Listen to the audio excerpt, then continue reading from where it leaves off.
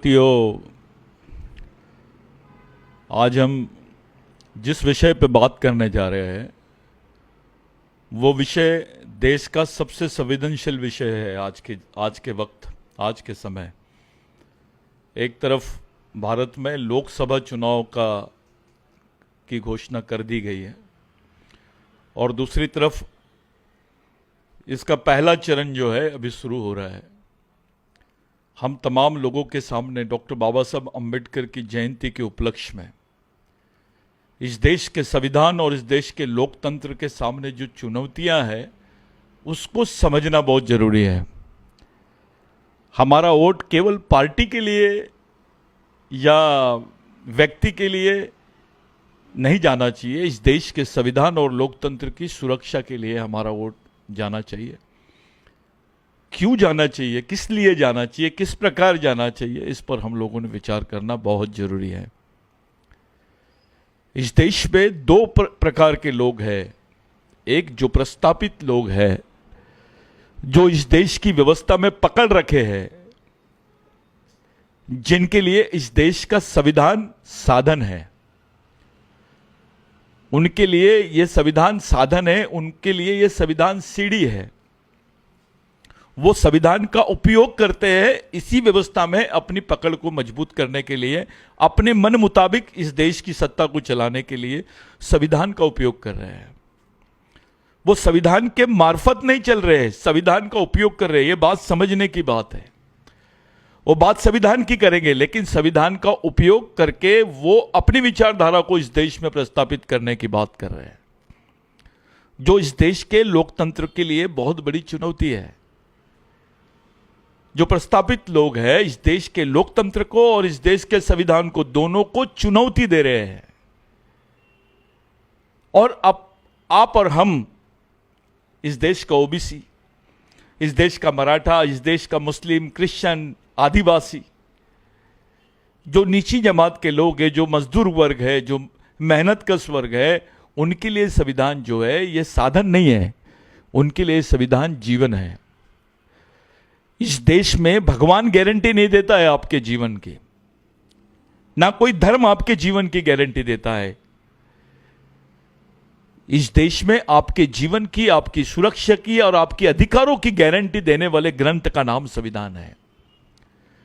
और ये जो लोकतंत्र है आपके अधिकारों का महत्वपूर्ण हिस्सा है, जिसके मार्फत आप अपने इस देश की सत्ता को परिवर्तन करने के लिए आप उसका उपयोग कर सकते हैं। इतनी बड़ी आपको उपलब्धि इस संविधान के मार्फत ही मिली है।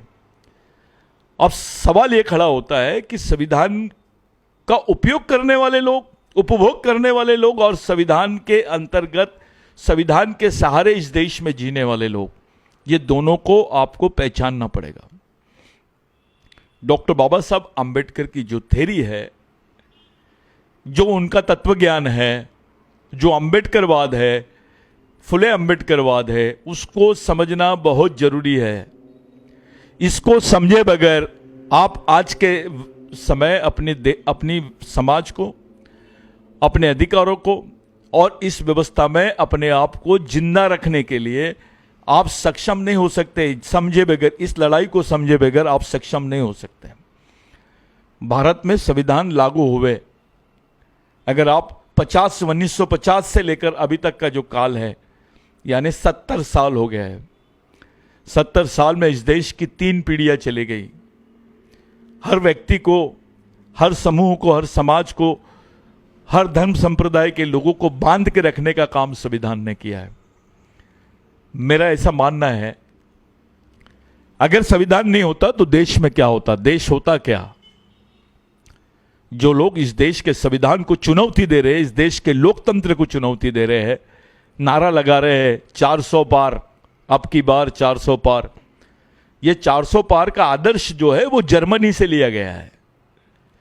ये 400 पार का आदर्श उन देशों से लिया गया है जहां पे अध्यक्षीय प्रणाली है, जहां पर संवैधानिक व्यवस्था को, अपने वास्तविक संवैधानिक, भारतीय लोकतांत्रिक संवैधानिक व्यवस्था को चैलेंज करने वाली जो विचारधारा है, उस विचारधारा के आदर्श को लेकर यह बात की जा रही है कि अब की बार 400 पार।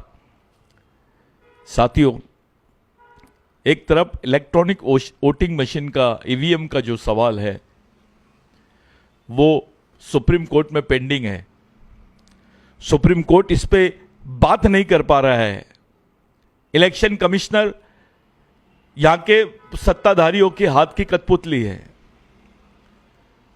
जो मेन नोडल एजेंसी है इलेक्शन कमीशन, वो अभी पॉलिटिकली मोटिवेट होके है, उस पर पॉलिटिकल प्रेशर है, क्योंकि उसको नियुक्त करने वाली संस्था ये सरकार है और सरकार में बैठे हुए लोगों ने ही इलेक्शन कमिश्नर को नियुक्त किया है। एक परिस्थिति। दूसरी तरफ आपका वोट किसको जा रहा है ये आपको खुद को नहीं मालूम। आपके वोट की जानकारी को आपसे दूर रखा गया है।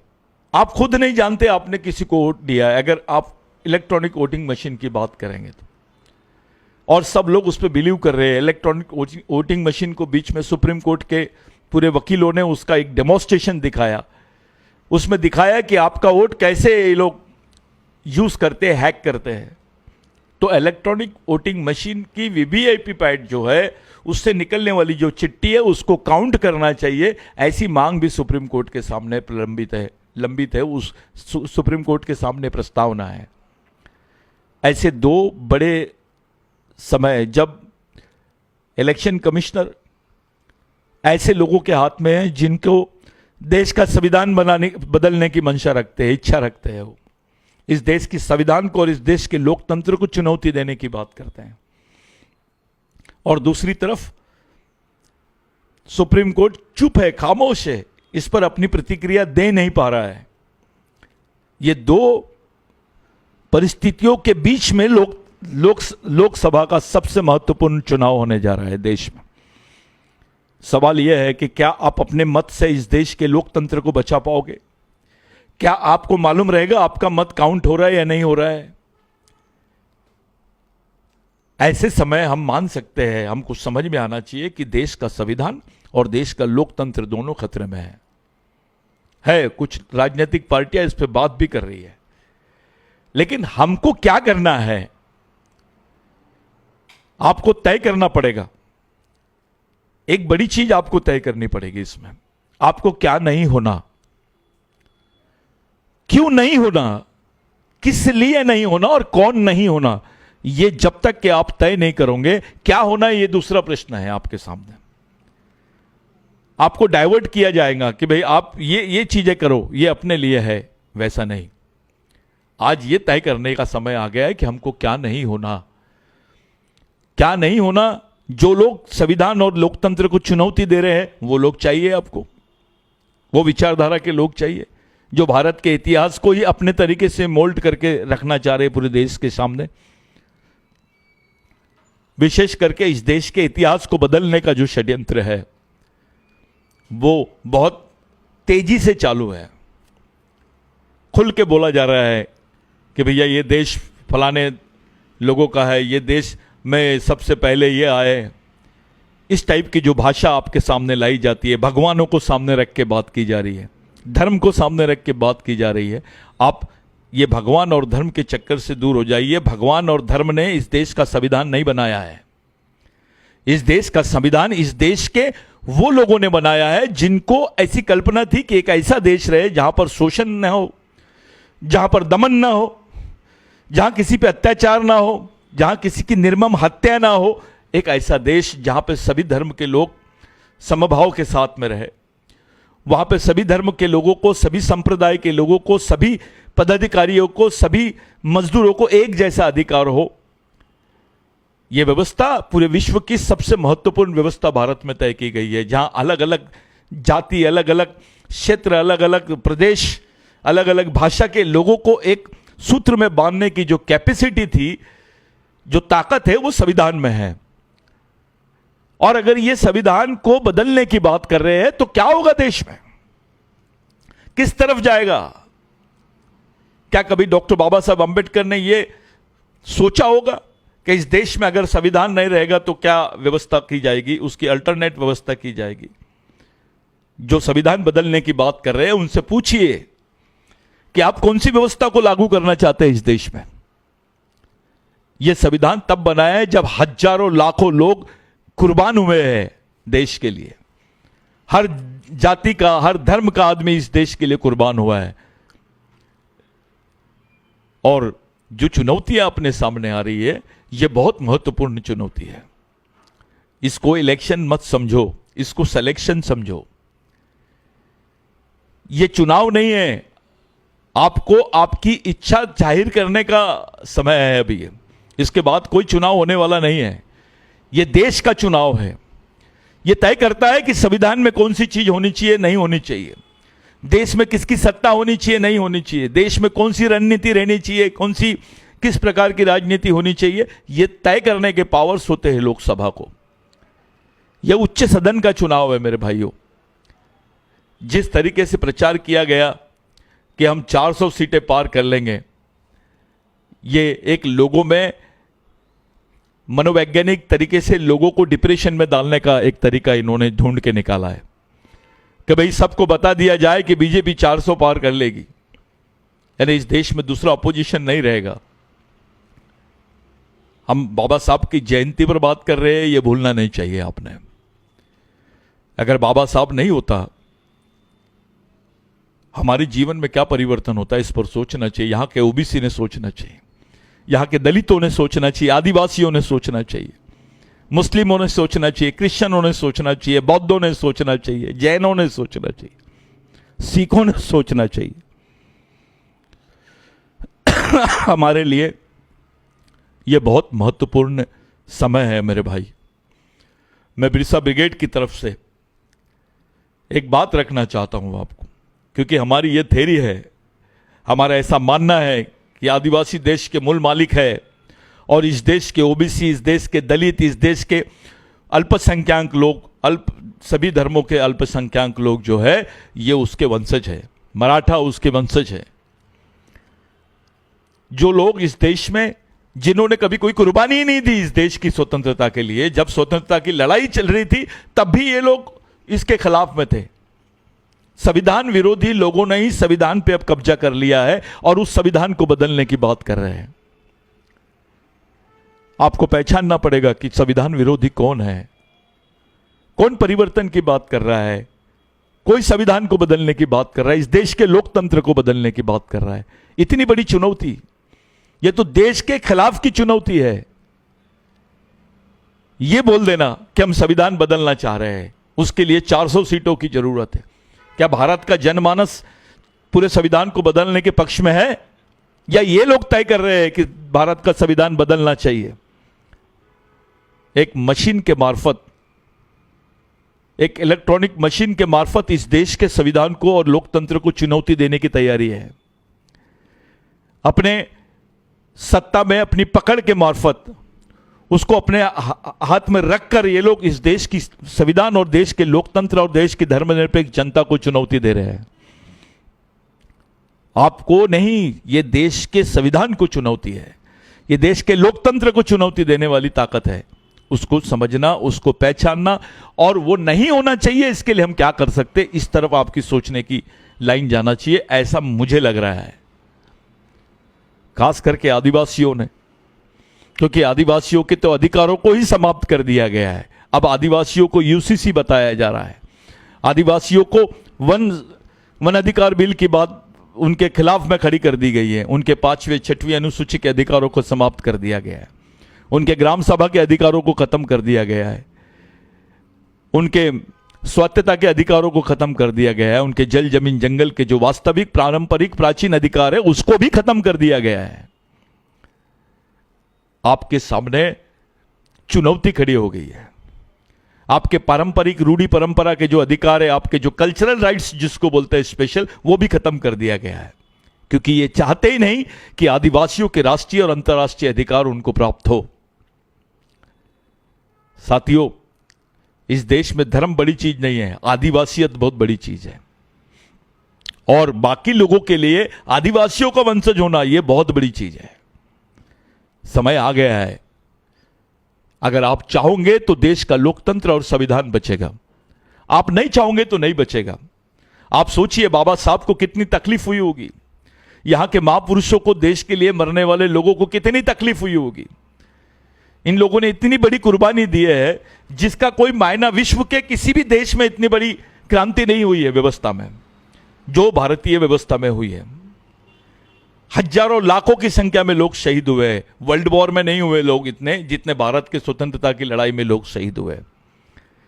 जिन्होंने देश की स्वतंत्रता में जिनका सहभागी नहीं है वो अब देश की सत्ता को चला रहे हैं, वो देश के संविधान और लोकतंत्र को बदलने की बात कर रहे हैं। इसलिए लोकतंत्र खतरे में है क्योंकि इनकी सोच बुनियादी संविधानवादी नहीं है, लोकतंत्रवादी नहीं है, ये हुकुमशाही वाले लोग हैं, ये डिक्टेटरशिप चाहते हैं इस देश में। विपक्षी नहीं, कोई विपक्ष नहीं, कोई चर्चा नहीं, कोई बात नहीं। जितने भी 10 सालों में कानून पास हुए हैं वो संविधान को चुनौती देने वाले कानून हैं, वो इस देश की संवैधानिक व्यवस्था को चुनौती देने वाले कानून हैं। जो अवस्था सुप्रीम कोर्ट में चल रही है अभी, सुप्रीम कोर्ट के जो हाल है आपने देखा है। इलेक्टोरल बॉन्ड कितने दिनों के बाद आया, लोगों को मालूम नहीं इलेक्टोरल बॉन्ड का कितना बड़ा घोटाला है। छोटी छोटी चीजें ये इस देश में खुलेआम धर्म की बात कर देते तब राष्ट्रद्रोह नहीं है, लेकिन किसी ने अपने धर्म की बात कर दिया या किसी ने कुछ बात किया तो उसको राष्ट्रद्रोह की बात करते हैं। हम तो आदिवासी है, हमारा मानना है इस देश में भगवान पैदा नहीं हुआ था तब से आदिवासी रहता है। हम मालिक है इस देश के, इस देश के पारंपरिक जल जमीन जंगल के मालिक है, हम प्राचीन मालिक है। हमारी वास्तविक सामाजिक अधिकारों का हिस्सा इस देश के जल जमीन जंगल है और उसी को ध्वस्त करने की लाइन डाल रहे हैं। खुलेआम हसदेव में जंगल काटे जा रहे हैं, पूरा देश चुप है। गढ़चिरौली में खुलेआम माइनिंग चल रही है, पूरा देश चुप है। अभी नागपुर हाईकोर्ट में उसका चर्चा हुआ है कि विदाउट परमिशन के, पर्यावरण की परमिशन 10 सालों से ये लोग उसको उत्खनन कर रहे हैं, कोई कुछ नहीं बोल रहा है। ये गैर संवैधानिक नहीं है क्योंकि गरीब लोग हैं वहां पर, गरीब आदिवासी लोग हैं जिनका विश्वास लोकतंत्र पे है, जिनका विश्वास संविधान पर है, वही लोगों को संवैधानिक अधिकारों से वंचित करने का षड्यंत्र चल रहा है। आप तो इस देश के मालिक हो, आदिवासी तो इस देश का मालिक है, लेकिन उसका पूरा जीवन शरणार्थी जैसे, शरणार्थी जैसे उसका जीवन बना दिया है इन्होंने। ये 10 सालों में जो चेंज आया है पूरे आदिवासी क्षेत्रों में, पुलिस और लाइब्रेरी वाचनालय के बजाय इन्होंने सीआरपीएफ के कैंप लगा दिए, मिलिट्री कैंप लगाने की बात चल रही है। क्या चाहती है, इनकी मंशा क्या है? ये देश के अंदर ही गृह युद्ध की परिस्थितियां निर्माण कर रहे हैं। हम अपने देश में ही अपने देश के दुश्मन हमको बनाकर मारा जा रहा है। इस बात को थोड़ा समझा जाए। अभी तक के इतना बड़ा चुनाव हो रहा है, लोकतंत्र में ना राष्ट्रपति ने मणिपुर के बारे में कुछ बोली, वो आदिवासी है। प्रधानमंत्री ने लोकसभा में मणिपुर के बारे में कुछ नहीं बोला, आदिवासियों के बारे में कुछ नहीं बोला। खुलेआम नंगा घुमाया आदिवासियों को और उनको गोलियों से मारा गया। ये कोई मामूली घटना नहीं है, इसकी चर्चा पूरे विश्व में चल रही है। लेकिन जिस चर्चा को विश्व के लोग जिस पर बात कर रहे हैं, इस देश का प्रधानमंत्री और उस देश की सत्ताधारी वर्ग और पार्टी बात नहीं करना चाहती है। क्या हुआ है आदिवासियों के साथ में? आपके भाइयों को जिस तरीके से मारा जा रहा है, 6 महीने के बच्चे को गोली लगी, ऐसा सुनने में आया अभी हसदेव में। हम किसके पक्ष में हैं, कौन हमारे पक्ष में, यह सोचना बहुत जरूरी है। दलितों के साथ क्या हो रहा है? घोड़े पे बैठा तो उसको मार रहे हैं, दलित ने अगर कुछ बात किया तो मार रहे हैं। दूसरी तरफ ओबीसी अधिकतर वर्ग जो है किसान वर्ग से आता है, आत्महत्या कर रहा है। आपको मारा जा रहा है, आपको डायरेक्ट इनकाउंटर, उनका इनडायरेक्ट इनकाउंटर। मुस्लिम डर में जी रहा है, क्रिश्चियन डर में जी रहा है, जैन डर में है और बौद्धों में भी डर है, सिखों में भी डर है। ऐसी परिस्थितियों को हमारे सामने ये परिस्थितियां एक चुनौती है। एक देश चाहते हैं, हम देश को फिर से खड़ा करना चाहते हैं। 70 साल में कुछ नहीं हुआ है। 70 साल में सबसे बड़ी चीज एक थी कि देश एक जगह था। 70 सालों की सबसे बड़ी बुनियाद थी कि सबने इस देश को देश माना। 70 साल की उपलब्धि यह थी कि संविधान के मार्फत आज दबे कुचले समाज के लोग आके समाज का नेतृत्व कर रहे हैं। यहां की व्यवस्था में, प्रशासन में, शासन में, न्यायपालिका में नेतृत्व करने लायक हुए हैं। यह 70 साल का रिजल्ट है। अगर संविधान नहीं होता तो यह संभव होता क्या? संविधान नहीं होता तो आप और हम इस माध्यम से बात कर पाते क्या, या हमको बात करने दिया जाता क्या? डॉक्टर बाबा साहब अंबेडकर का एक बहुत बड़ा स्टेटमेंट है कि लोकतंत्र खतरे में तब आता है जब उसके द्वारा किए गए कोई भी निर्णय और संवैधानिक प्रावधानों को कोर्टों में, न्यायपालिका में चुनौतियां दी जाती है। उसको खुलेआम चुनौती दिया जा रहा है। संविधान बदलने की बात करते हैं तो वो देश में देशद्रोह नहीं है। आप किसी चीज का विरोध करते हैं तो वो देशद्रोह, लेकिन ये संविधान, खुलेआम संविधान बदलने की बात कर रहे हैं, देश की व्यवस्था को बदलने की बात कर रहे हैं, अध्यक्षीय प्रणाली लाने की बात कर रहे हैं, तो देशद्रोह नहीं हुआ। अब आपके पास महात्मा फुले नहीं है, संभाजी महाराज नहीं है, बिरसा मुंडा नहीं है, टंटा भील नहीं है, राघोजी भांगरे नहीं है, बाबूराव शर्मा के नहीं है, तिलका मांझी नहीं है। आपके पास जितने महापुरुष थे जिन्होंने इस देश के लिए अपनी जान दी, रानी दुर्गावती नहीं है। ये जो व्यवस्था है, इस व्यवस्था के खिलाफ में आपको लड़ना ही पड़ेगा। आपको लड़े बिगर आप कुछ नहीं कर सकते। ना अवंतीबाई है, कौन है आपके पास? आज उस टाइप का आंदोलन मौजूद है क्या? पूरे भारत के आदिवासी क्षेत्रों को देखिए क्या हालत है। अब तो टारगेट कर दिया गया आदिवासी, उनकी जमीनें, आदिवासियों की जमीन, उनके अधिकार खतरे में है। हर जगह उत्खनन की बात कर रहे हैं। सबसे ज्यादा आदिवासी विस्थापित हुए। जो लोग आज बात कर रहे हैं देश में लोकतंत्र की और बड़ी बड़ी सत्ता की और बड़ी बड़ी कुर्बानियों की बात कर रहे हैं, इतनी कुर्बानी आदिवासियों से ज्यादा कुर्बानी किसी ने नहीं दिया। इस देश में जमीन की लड़ाई लड़ने वाला 70% लड़ने वाला वर्ग आदिवासी है, उसकी कोई चर्चा नहीं करता है। डॉक्टर बाबा साहब अंबेडकर ने अपने जमीन के प्रस्तावना में, अपनी जमीन की लड़ाई में आदिवासी आंदोलन से प्रेरणा ली है। उन्होंने बोला कि यह आंदोलन ही देश का वास्तविक आंदोलन है। बिगर जमीन के देश हो सकता था क्या? तो जमीन किसकी है? जंगल किसके है? किसकी वजह से पर्यावरण बना हुआ इस देश का? कोई आबा बाबा ने लाके बनाया है क्या? कौन से धर्म के लोगों ने इस देश के पर्यावरण को बचाया है, जंगल को बचाया है, जिसके भरोसे लोग जिंदा है? ये गरीब लोगों को, जो कम पढ़े लिखे लोग हैं, उनको समझ में नहीं आ रहा है कि देश किस तरफ जा रहा है, हम कैसे खतरे में हैं। आप ये पार्टीबाजी के चक्कर में छोड़िए, पहले ये तय कीजिए कि किसकी विचारधारा संविधान के पक्ष में है, किसकी विचारधारा लोकतंत्र के पक्ष में है। ये दो चीजें जिंदा रहेंगी तो हम जिंदा रहेंगे। जिस दिन इस देश से दो चीजें खत्म हो जाएगी, ओबीसी का नामो निशान खत्म हो जाएगा, यहां के धार्मिक अल्पसंख्यकों का नामो निशान खत्म हो जाएगा, आदिवासी तो पूरी तरह खत्म हो जाएगा। क्योंकि ये चाहते हैं आदिवासियों को उनके अधिकार और इतिहास के साथ ही इस देश से खत्म कर दिया जाए। ये चुनौतियां आपको समझनी पड़ेगी साथियों। और डॉक्टर बाबा साहब अंबेडकर की जयंती है। यह जयंती कोई मामूली जयंती नहीं है। इस इलेक्शन के बाद शायद हम जयंती मना पाए। इस इलेक्शन के बाद में हम बाबा साहब के द्वारा बनाए गए संविधान को देख पाएंगे या नहीं देख पाएंगे, यह तय करना है। बड़ा अलग विषय है अपने सामने। 14 तारीख को डॉक्टर बाबा साहब अंबेडकर की जयंती है, 17 को रामनवमी है। इन दोनों पर्वों को किस तरीके से इस देश में देखा जा रहा है उसको समझने की दूर है। रामनवमी का उपयोग धर्म के नाम पे किया जाएगा, बाबा साहब का उपयोग कुछ और चीजों के लिए किया जाएगा। लेकिन सच्चाई यह है मेरे भाइयों, इस देश में राम का मंदिर भी बना तो संविधान की वजह से बना है।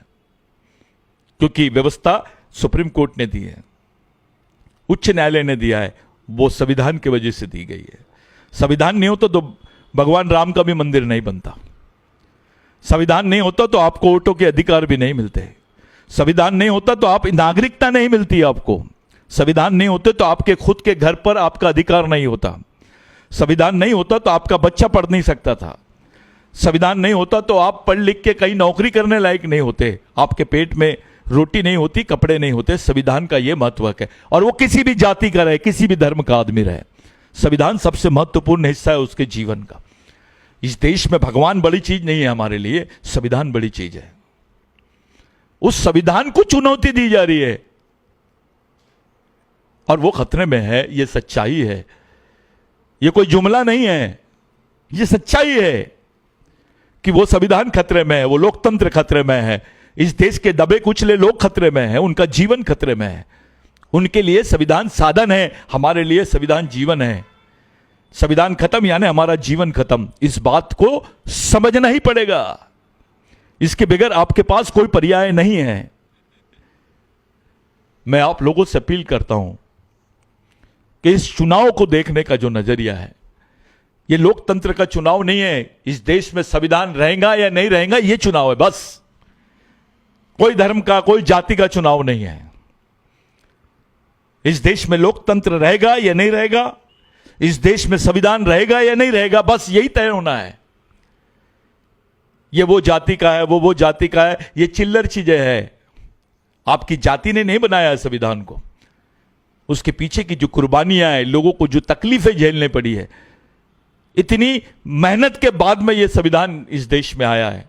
हमको तो पानी पीने के राइट्स नहीं थे, पढ़ने के राइट्स नहीं थे, खुले तौर पे जीने के राइट्स नहीं थे। दलितों को इस तरीके की ट्रीटमेंट थी कि वो जानवरों से भी बदतर थे। आदिवासियों को क्रिमिनल ट्राइब बोलते थे, गुनहगार जमात। उनको मारने के बाद किसी पे केस नहीं लगती थी। ओबीसी को वही जो पहले से मनुस्मृति में दी गई व्यवस्था थी, उसी नजर से ओबीसी को देखा जाता है। ओबीसी तो अभी अभी संवैधानिक व्यवस्था में आया है, खुल के आया है। वो तो कृषि करने वाला था, वो खुल के आया, अब संवैधानिक व्यवस्था की बात कर रहा है, अपनी अलग जनगणना की बात कर रहा है। उसके सामने धर्म और जाति नहीं है, आज उसके भी सामने संवैधानिक अधिकार सबसे महत्वपूर्ण चीज है। यह संविधान है तो मुसलमान सुरक्षित है, यह संविधान है तो क्रिश्चियन, बौद्ध, जैन, सिख सब सुरक्षित है। यह संविधान नहीं रहेगा तो इस देश के बाकी हिस्से, साउथ के हिस्से कहां जाएंगे, नॉर्थ के हिस्से कहां जाएंगे, नॉर्थ ईस्ट के हिस्से कहां जाएंगे, देश टूट जाएगा। देश देश नहीं रहेगा, देश अनगिनत राज्यों में बढ़ जाएगा, अनगिनत संप्रदायों में बढ़ जाएगा। इतनी ताकत नहीं है। हमारे नागपुर के लोग इतनी बड़ी बात कर रहे हैं, आरएसएस के कैडर्स इतनी बड़ी बात कर रहे हैं कि देश में अब की बार 400 पार और संविधान बदलने की चर्चा कर रहे हैं। भैया, आरएसएस के हेडक्वार्टर के पास से मेयो हॉस्पिटल और मेडिकल हॉस्पिटल बहुत दूर नहीं है। आप वो व्यवस्था नहीं बदल सके, वहां के लोगों को सही नहीं करे, इतने बड़ी व्यवस्था को कैसे चला पाओगे आप? पूरा प्राइवेटाइजेशन कर दिए, पूरी मुट्ठी भर लोगों के हाथ में देश की पूरी व्यवस्था जारी है। आप लोग ऐसे समय जब आपके बच्चे का भविष्य खतरे में है, आपका अपना भविष्य खतरे में है, आने वाली पीढ़ी का भविष्य खतरे में है, आप वोट करने जा रहे हो। बहुत महत्वपूर्ण समय पे आप वोट करने जा रहे हो। आपको बाबा साहब को याद करना पड़ेगा, गांधी को, जो जो लोगों ने शहीद हुए उन सबको याद करना पड़ेगा। आपको फुले को याद करना पड़ेगा, संभाजी महाराज को याद करना पड़ेगा, बिरसा मुंडा को याद करना पड़ेगा, टंट्या भील को याद करना पड़ेगा, राघोजी भांगरे को याद करना पड़ेगा, बाबूराव शर्माके को याद करना पड़ेगा, अवंतीबाई को याद करना पड़ेगा। जितने महापुरुष हुए हैं, भगत सिंह को याद करना पड़ेगा। ये तमाम लोगों को याद करने के बाद आप वोट देने जाइए। उनकी कुर्बानियां किसके लिए थी, कौन सी व्यवस्था के लिए थी? और जो तुमको मांग रहे हैं, जो बात कर रहे हैं इस देश को बदलने की, उन्होंने कौन सी कुर्बानी दी? हम फंस गए हैं। आप किसी भी पार्टी में रहो, लेकिन आपने संविधान के पक्ष में सोचना चाहिए, आपने लोकतंत्र के पक्ष में सोचना चाहिए, आपने समाज के पक्ष में सोचना चाहिए, आपने अपनी आने वाली पीढ़ी के पक्ष में सोचना चाहिए। एक सामाजिक सही समता पर आधारित सामाजिक व्यवस्था के बारे में आपने सोचना चाहिए। डॉक्टर बाबा साहब अंबेडकर की ये जयंती आखिरी जयंती नहीं होनी चाहिए। हम बाबा साहब को याद इसलिए करते हैं क्योंकि इस देश में संविधान है। संविधान खत्म होने के कगार पे चले जाएगा तो अंबेडकरवाद खतरे में आ जाएगा।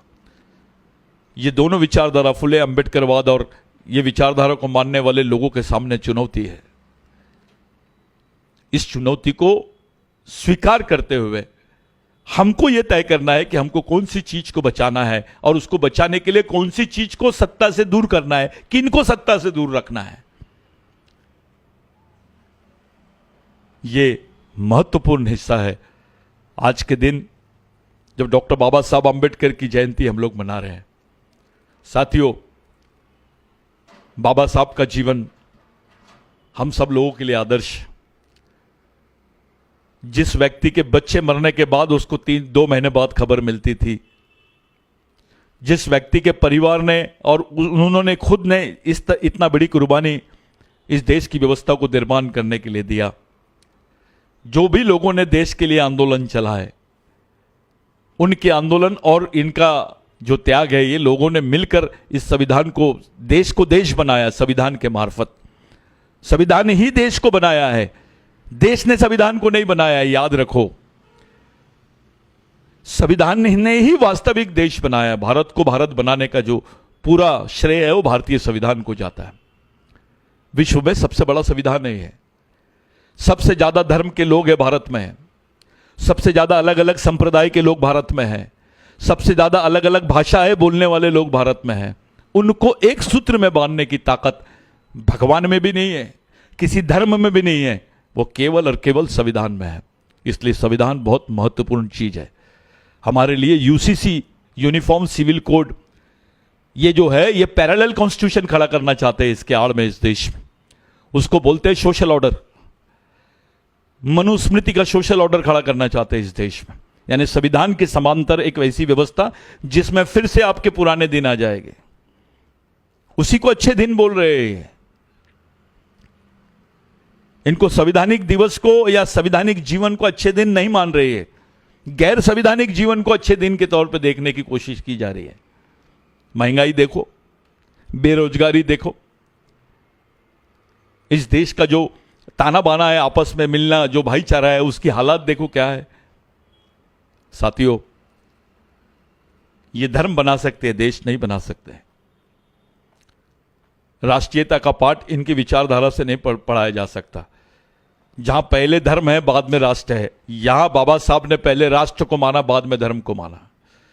प्राथमिकता राष्ट्र को दी बाबा साहब ने। राष्ट्र बहुत बड़ी चीज है, देश बहुत बड़ी चीज है, इसलिए संविधान बड़ी चीज है, इसलिए लोकतंत्र बड़ी चीज है। इसको प्रायोरिटी दी गई है, इसको प्राथमिकता दी गई है। यहां धर्म प्राथमिकता है,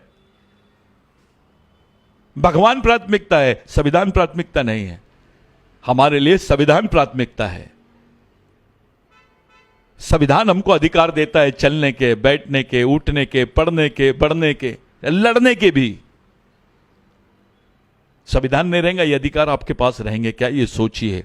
आप किसी भी वर्ग के हो, आप ब्राह्मण क्यों नहीं होते, आप सोचिए। एक ऐसी व्यवस्था जो इस देश के भाईचारे को बचा के रख सकती है, एक ऐसी व्यवस्था जो इस देश में समानता और मानवता को खड़े कर सकती है, एक ऐसी व्यवस्था जो सबको समान अधिकार दे सकती है, वो संविधान ही है। उसके अलावा कोई दूसरी चीज नहीं है। डॉक्टर बाबा साहब अंबेडकर की जयंती के निमित्त हम लोगों ने केवल भारतीय संविधान और लोकतंत्र को देखना चाहिए, क्योंकि बाबा साहब के जीवन का सबसे महत्वपूर्ण अगर कोई कार्य है या महत्वपूर्ण हिस्सा है, उनके विचारों का भी महत्वपूर्ण हिस्सा इस देश का लोकतंत्र और इस देश की डेमोक्रेसी है, जिसको हम लोग संवैधानिक लोकतंत्र के रूप में मानते हैं। इस देश में लोकतंत्र है लेकिन संवैधानिक है। It is important. It is not only a democracy, it's the constitutional democracy. You can call it as constitutional democracy. It is not a single, you can not call it democracy. ये democracy को और constitution को दोनों को अलग करना चाहते पहले। ये चाल है, इस देश के संविधान को और लोकतंत्र को दोनों को अलग करने की कोशिश की जा रही है। ये भूल जाए, हम लोगों को यह याद रखना चाहिए कि इस देश में केवल लोकतंत्र और संविधान नहीं, संवैधानिक लोकतंत्र है। हमारे लिए लोकतंत्र का महत्व संविधान की वजह से है, लोकतंत्र की वजह से संविधान का महत्व नहीं है। संविधान की वजह से लोकतंत्र का महत्व है, क्योंकि संविधान आपको एक वोट देने के अधिकार देता है, संविधान आपको बोलने के अधिकार देता है। आपके मूलभूत अधिकार, आपके फंडामेंटल राइट्स, आपके आदिवासियों के विशेष अधिकार जो अनअमेंडेड है, उसको अमेंड भी नहीं कर सकते, अब इन्होंने टारगेट किया 370 के बाद 371, 372 को टारगेट कर रहे हैं, यानी आपके 5वीं और 6वीं अनुसूची को भी खत्म। ओबीसी आरक्षण को टारगेट कर दिया गया है। ओबीसी की स्वतंत्र जनगणना नहीं करने दी जा रही है। दलितों में भी फैक्शन डाल दिया, ये हिंदू दलित है, ये बौद्ध दलित है, ये फलाना दलित है, वो दलित है। ये नहीं है, आप दलित हो, ये सबसे बड़ी चीज है। यूनिफिकेशन ऑफ सोसाइटी, समाज का एकीकरण, वही राष्ट्रीयकरण है। और ये लोग यूनिफॉर्म सिविल कोड या अलग अलग टाइप के सीए कानून लाकर या ऐसे छोटे मोटे कानून लाके संविधान को चुनौती दे रहे हैं। इस देश की संवैधानिक व्यवस्था को चुनौती खड़ी कर रहे हैं। इनके हाथ में सत्ता आई तो ये संविधान और लोकतंत्र को चुनौती देने की बात कर रहे हैं। और अभी तो उन्होंने डिक्लेयर कर दिया अब की बार 400 पार, सही में 400 पार हो जाए, उसके बाद की क्या व्यवस्था होगी मैं भी नहीं जानता, आप भी नहीं जानते, पूरे देश के लोग नहीं बता पा रहे, अच्छे से अच्छा बुद्धिजीवी नहीं बता पा रहा है। लोग कंफ्यूज है। अब लोगों को लग रहा है सुप्रीम कोर्ट से कुछ उम्मीद है कि इस व्यवस्था के बारे में कुछ बोले। लोगों को फील हो रहा है कि जनता कुछ तय कर लेगी। क्या हम बाबा साहब के द्वारा, हमारे महापुरुषों द्वारा जो शहीद हुए, उनकी कुर्बानी के बाद में इस देश की जो व्यवस्था है, स्वतंत्र व्यवस्था जिसको संवैधानिक लोकतंत्र बोलते हैं, वो व्यवस्था को कायम रख पाएंगे? क्या उनकी कुर्बानियों को हम सही दिशा में खड़ा कर पाएंगे? क्या उसको जिंदा रख पाएंगे? क्या संविधान खत्म हो जाएगा, लोकतंत्र खत्म हो जाएगा तो जितनी कुर्बानी गई है, जिन्होंने कुर्बानी दी गई है, उनके इतिहास को खत्म कर देंगे। यानी भारत को भारत के इतिहास के साथ खत्म करने का षड्यंत्र है ये। आपको समझना ही पड़ेगा। और खास करके आदिवासियों की जवाबदारी है, दलितों की जवाबदारी है, ओबीसी के लोगों की जवाबदारी है कि इस देश के संविधान को बचाए। क्योंकि जिनके पास पैसा है, जिनके पास पूंजी है, उनके लिए संविधान साधन है। हमारे तुम्हारे लोगों के लिए, एक कॉमन आदमी के लिए संविधान जीवन है भाई। आज के दिन हम लोग बैठे हैं इस बात को लेकर। मैं बिरसा ब्रिगेड की तरफ से तमाम लोगों को, तमाम जनता को, देश के तमाम भाइयों को, सभी धर्म संप्रदाय के भाइयों से विनती करता हूं कि आप संविधान और लोकतंत्र के पक्ष में सोचें, महत्वपूर्ण भूमिका में निभाए अपनी। ये पार्टीगिरी, चाटुगिरी से आप लोग बाहर आओ, समाज और देश को बचाने की कोशिश करो। और उस तरफ आप लोग देखो कि किन से खतरा है संविधान को, लोकतंत्र को किन से खतरा है, उस बारे में हम लोग सोचेंगे, ऐसी आशा करता हूं मैं।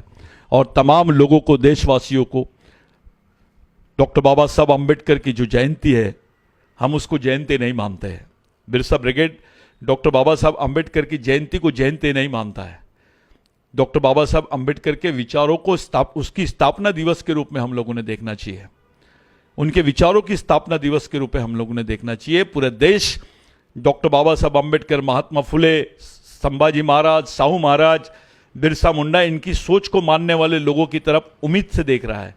आपको ये सब चीज़ों से सबको समझाना पड़ेगा। तुकाराम महाराज का आंदोलन बताना पड़ेगा, संताजी महाराज का आंदोलन समझाना पड़ेगा। आपको बाकी सब महापुरुष और संतों का आंदोलन समझाने की जरूरत है। उनको याद करके इस देश को जिंदा रखने की बात करनी पड़ेगी। भाइयों, उस वक्त जब हमको स्वतंत्रता नहीं मिली थी, तब देश की राष्ट्रीयता, देश के अधिकार, देश का समाज और देश की जनता खतरे में थी, गुलाम थी। आज वैसी परिस्थितियां खड़ी है आपके सामने। आज अगर आपकी थोड़ी भी गलती हो गई तो देश फिर से उसी व्यवस्था पे चले जाएगा, उसी ओर चले जाएगा। ये कोई डराने, धमकाने, भगाने या इलेक्शन को देखकर बोलने वाली बात नहीं है। ये साफ सुथरी बात है आपके सामने, हमारे सामने, समाज के आम आदमी, गरीब आदमी के सामने। ऐसे कई लोग हैं जिनको भारत का संविधान नहीं मालूम, बेचारे वो भी समझते ही नहीं। सिर्फ उनको इतना मालूम है कि कोई चीज है, कानून है, जिसके भरोसे हमको जीना है। ऐसे भी लोग इस देश में हैं, खास करके आदिवासी क्षेत्रों में। उनको मत देने का भी ये नहीं है, वहां तो फोर्सेस मत करा देती है, यानी सेना के माध्यम से मत उनके डाले जाते हैं, उनको डराया जाता है, धमकाया जाता है।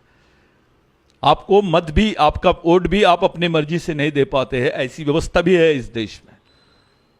ऐसे समय आपको खुल के लोकतंत्र को बचाने के लिए, देश को बचाने के लिए, संविधान को बचाने के लिए सामने आना पड़ेगा। मेरे भाइयों, मैं बिरसा ब्रिगेड की तरफ से, तमाम सामाजिक संगठनों की तरफ से आप लोगों से अपील करता हूं कि इस बार आप सही निर्णय लेंगे।